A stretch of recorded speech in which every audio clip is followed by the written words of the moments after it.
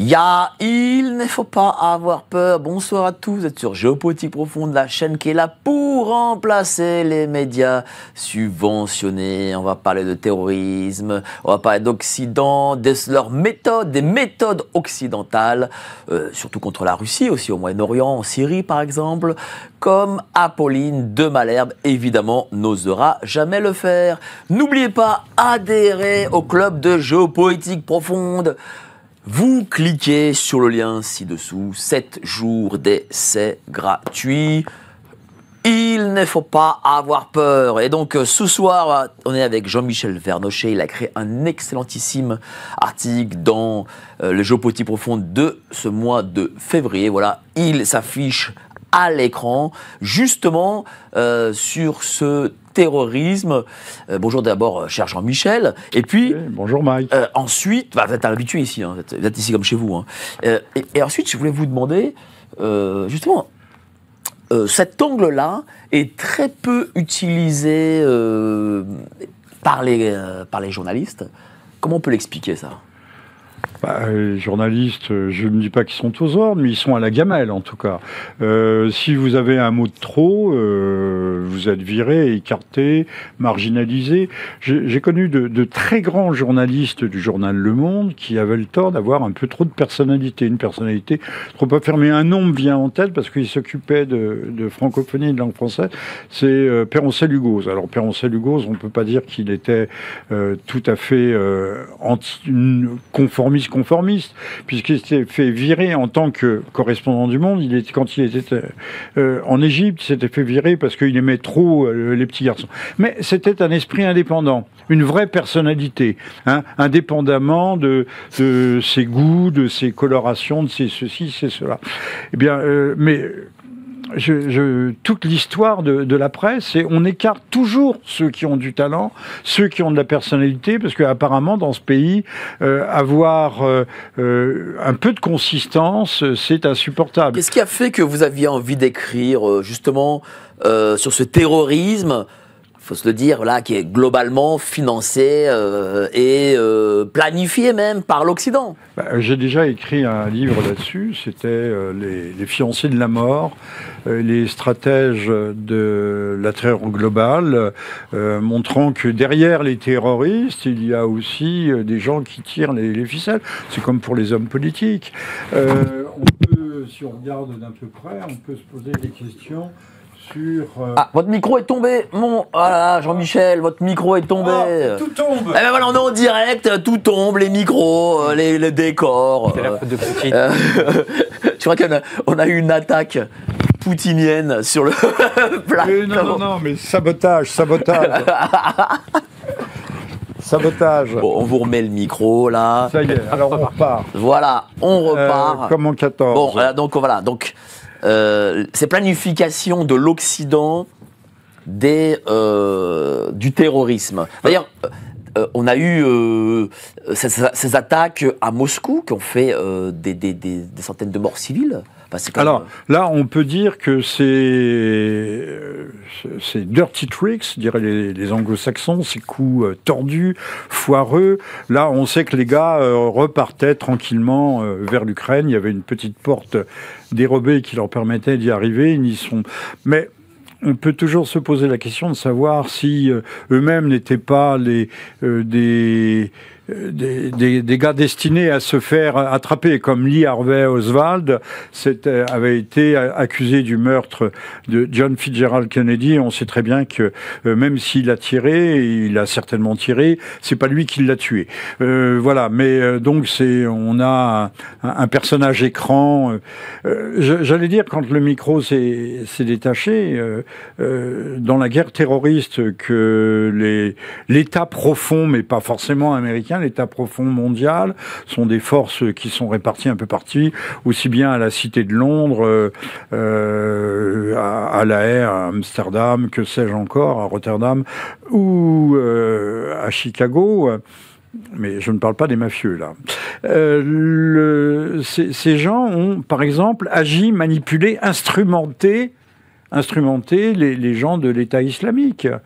Très récemment, on a bien dit que Al-Solani, alors c'est une rumeur, mais qui a été prise, reprise, développée, disant qu'en fait, Al-Solani était né peut-être dans un pays arabe, mais qu'il était, je ne sais pas s'il est de confession juive, mais en tout cas qu'il aurait été un agent d'Israël. Quoi, le nouveau oui, ça a été dit et chef redit. d'État syrien? Oui, ça a été dit et redit. On a donné son nom, on a donné son parcours, son cursus.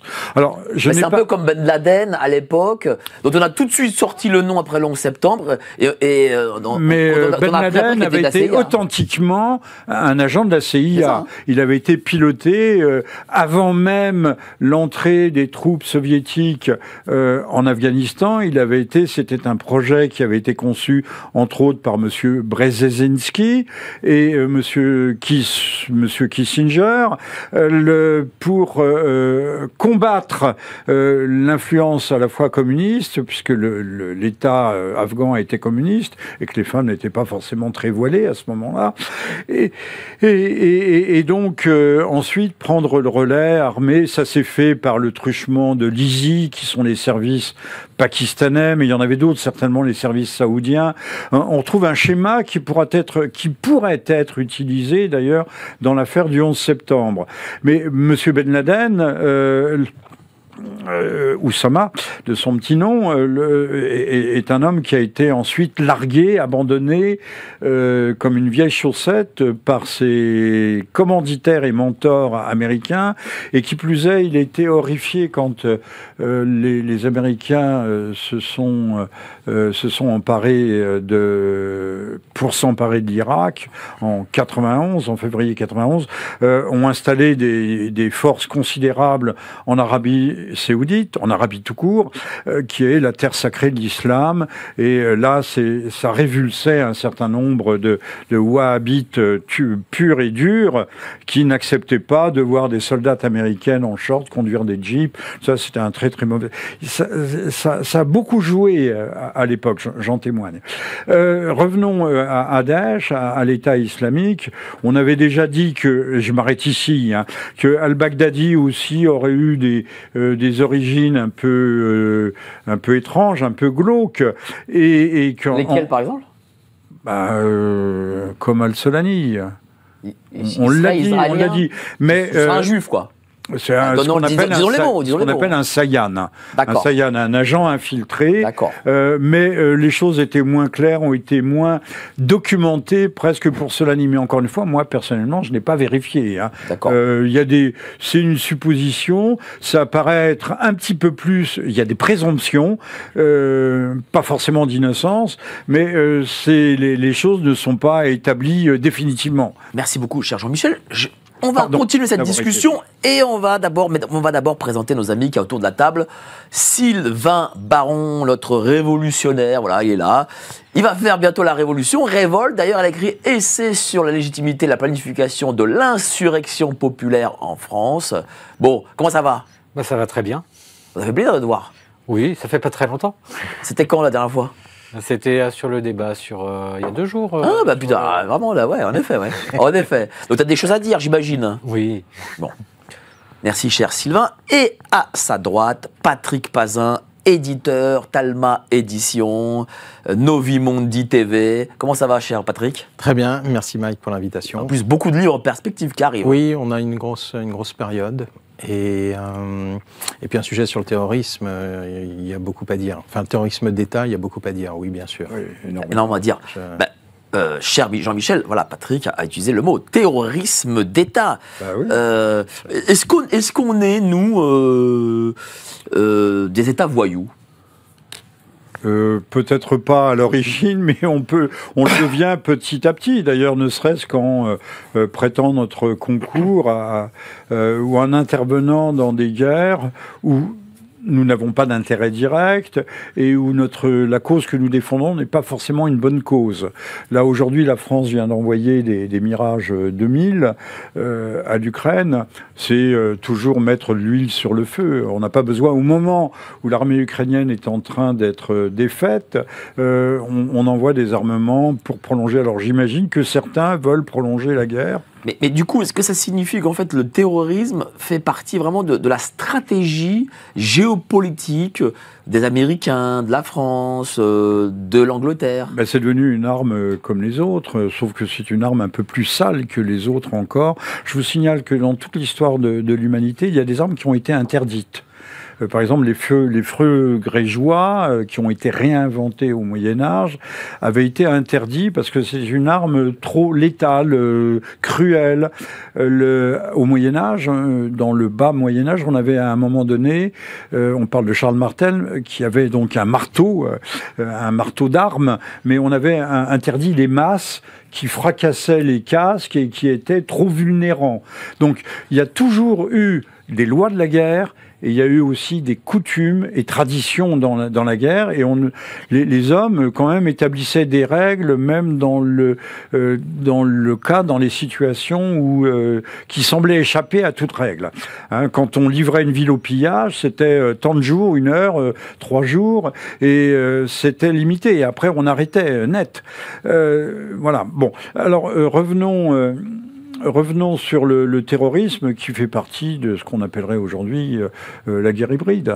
Mais c'est moche. Alors, mais il y a terrorisme et terrorisme. Si vous faisiez allusion tout à l'heure à l'attentat, à l'attaque du Crocus. Oui, c'est ça. Avec des gars, moi je ne sais pas comment ils ont fait avec 3 Kalash ou 4 Kalash. Alors, expliquez un peu aux gens, parce qu'ils ont sûrement dû oublier depuis, parce qu'il y a tellement d'informations, les gens reçoivent tellement d'informations. Qu'est-ce que c'est cet attentat ? Alors, des gens s'étaient réunis dans un concert dans la banlieue de Moscou. Enfin, j'ai plus tous les détails en tête. Et puis, il y a... c'est insulter les pieds nickelés, de dire 3 pieds nickelés. Il y a 3 pauvres types qu'on a dû recruter pour quelques poignées de dollars. Vous pouvez dire que c'est à Moscou ? À Moscou, dans la banlieue de Moscou. Banlieue de Moscou. Et qui sont venus et qui ont mitraillé. Il y a eu quand même 150 morts au moins. Ceci dit, moi je m'interroge... Techniquement parlant, comment peut-on faire 150 morts avec des cages? Parce qu'il y a eu aussi un nombre indéfini de blessés, parce qu'il faut des chargeurs. Les munitions, ça pèse très lourd. Les chargeurs aussi, donc sauf à être couvert de chargeurs, avoir de 20 kilos, 30 kilos de chargeurs chacun, je sais pas, et puis il faut recharger. Alors que l'opération a duré très peu de temps. Donc je me dis que ces gugus qu'on a arrêtés, c'est criminel. 4 Tadjiks, je crois, ça. Oui, on les a recrutés, mais pour servir de paravent. Il s'est passé aussi autre chose. Mais ça, on nous le dira pas. Les Russes ne nous le diront pas forcément. Et ça, ce serait quoi? Ce seraient les Occidentaux. Je n'en sais rien. Qui ont créé cet attentat pour peut-être créer une forme de panique au sein du peuple russe dans la guerre. Si vous m'interrogez sur ce que pourrait être l'objectif, c'est de montrer que les Ukrainiens, ou pas les Ukrainiens, puisque là c'est sous couvert de djihadisme, c'est couvert d'islam, que les Russes sont vulnérables, qu'on peut les frapper au cœur même du système. Vous savez, il y avait des drones qui avait survolé le Kremlin et qui avait été abattu au-dessus du Kremlin. Donc c'est une attaque qui est là à la fois cruelle mais d'ordre symbolique. On touche des symboles du pouvoir, comme quand on a fait sauter la voiture d'Alexandre Douguine, et donc c'est sa fille Daria Dougina qui est décédée. On essaye de toucher, de vulnérer. On frappe dans les parties sensibles, et je parle des parties symboliques. Je n'avais pas terminé avec Al-Jolani, je dis juste un mot. Al-Jolani a été interné par les Américains pendant près de 4 ans, et il avait été, au moment de la chute, après 2003, de la chute de l'Irak, et il était dans le même camp avec son compagnon qui était al-Baghdadi, le patron de l'État islamique. Donc ils ont eu le temps d'être travaillés, retournés, même si Al-Jolani alias de son vrai nom, Al-Shara, n'est pas un Sayan. En tout cas, il a dû être travaillé au corps, je parle corps spirituel, par les agents américains. Est-ce que, parce que ça... Mais j'accuse pas l'Amérique de tous les maux. Bien sûr, mais ce qui s'est passé dans la banlieue de Moscou, ça ressemble beaucoup quand même au Bataclan. Est-ce que on peut émettre la supposition que le Bataclan a été peut-être une création d'un État... pourquoi pas. Peut-être un État hollandiste, peut-être, ou un État étranger. Oui, ça peut être aussi bien... alors, distinguons Al-Qaïda, qui avait des franchises, mais qui est différent de Daesh, même s'ils poursuivent les mêmes buts, pas exactement les mêmes buts. Daesh veut un califat immédiatement. Mais tout ça, c'est la même famille, c'est la famille wahhabite. Je vous renvoie à mon livre qui s'appelle Les Égarés et qui traite de ces questions. Et je regrette quand j'entends parler nos politiques en France qu'ils ne l'aient pas lu. Ça pourrait les éclairer dans leur politique, dans leurs relations vis-à-vis du Qatar, vis-à-vis de l'Arabie. Mais visiblement, ils n'ont pas lu, puis ça ne les intéresse pas de le lire. Vous savez, ils ne disent pas grand-chose. Non. Ils n'en ont pas le temps. Ils sont tout le temps par Mons et par Vaux en train de se faire les beaux, de se pavaner et de se vanter. Et alors, oui, il est clair que, rappelez-vous, les fameuses années de plomb en Italie. Alors on a accusé les réseaux Gladio d'en avoir été les auteurs de l'attentat de la gare de Bologne, par exemple, avait fait 80 morts. Et on avait accusé l'extrême droite. Visiblement, alors je ne sais pas si c'est Gladio. Gladio, ce sont des stay behind, c'est des réseaux qui ont été installés au lendemain de la guerre par les Américains pour servir avec des caches d'armes, des hommes qui étaient soi-disant, en principe, prêts à intervenir si les Soviétiques avaient passé outre et n'avaient pas respecté les accords de Yalta.